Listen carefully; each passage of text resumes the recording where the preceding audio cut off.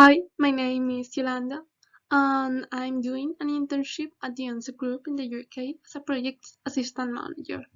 Today, I am going to be talking about therapeutic benefits of horticulture, which is a module included in the project Growing Skills and Funds for Building Learners with Disabilities.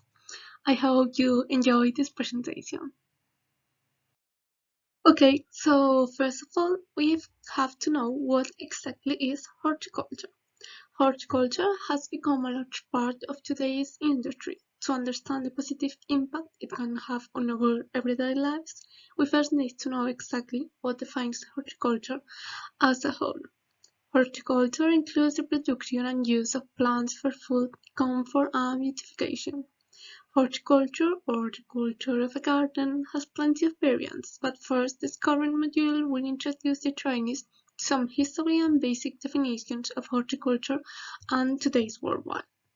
Horticulture is, at the most basic level, the science of or art of cultivating fruits, vegetables, flowers, or ornamental plants. The origin of the term lies in two Latin words, hortus, which means garden, and cultu, which means tilling. In this slide, I'm gonna be talking about the definitions of horticultural therapy. In the words of Grosse Pointe, therapeutic horticulture is a process by which individuals may develop well-being using plants and horticulture. This is achieved by active-passive involvement. Horticultural therapy is the use of plants by a trained professional as a medium through which certain clinically defined goals may be met. The participation by a range of vulnerable people in groups and communities whose activities are centered around urban gardening. Horticultural therapy, in particular social horticultural therapy, is distinct from the domestic gardening because it operates in an organized and formalized environment. In this slide, we are going to see what botany is. Botany is the art of studying plants. In this module, the trainees will cover what plant can actually consist of, from algae and fungi to flowering perennials and to ancient trees. Botany covers a huge aspect of today's science. Trainees will look at the impact botany has on our medicines, food, fibers, and even building supplies. They will also find out how simple it can be to practice botany in their local area. Pomology, which is a part of the fruticulture field. The importance of fruit has been highlighted throughout history, aiding in prevention of numerous diseases, still being in popular demand today. Trainees will cover the history of fruticulture, different techniques involved in pomology, such as grafting or hybrid fruits, and becoming familiar with planting your own fruit trees. The latter will need to take into consideration is the local environment factors, such as climate, sunlight, and access to water. Floriculture, which is the science of vegetable growing, who take into account which food categories are considered as vegetables, information for growing vegetables at home, and take into consideration local environment factors. In the above in the slide, you can see the cycle that agriculture considers. First of all, we have the plant who is growing, nurture it, harvest it, store it, and finally, and the easiest step is to eat it. Ornamental horticulture. This variant is the study of growing, arranging, and tending decorative plants and flowers. It covers a wide range of topics from floristry to landscape designing. Trainees will discover the different topics in this module and the career options available in this domain. Some of them are garden designer, florist, horticultural journalist, interior landscape designer, or landscape architect. Plant nurseries and garden centers. In this slide, we have to answer these three questions. The first one, what skills are needed for a plant nursery, propagation, and growing a plant to sellable size? What exactly is a garden center, and what career opportunities are there in this domain? What are the therapeutic benefits of gardening and why? The therapeutic benefit is mental well-being, because throughout gardening you connect with nature, it reduces your anxiety, it helps with depression, and you have to take into account also the positive effects of fresh air. So these are in general all the benefits that gardening brings to mental well-being. Social well-being.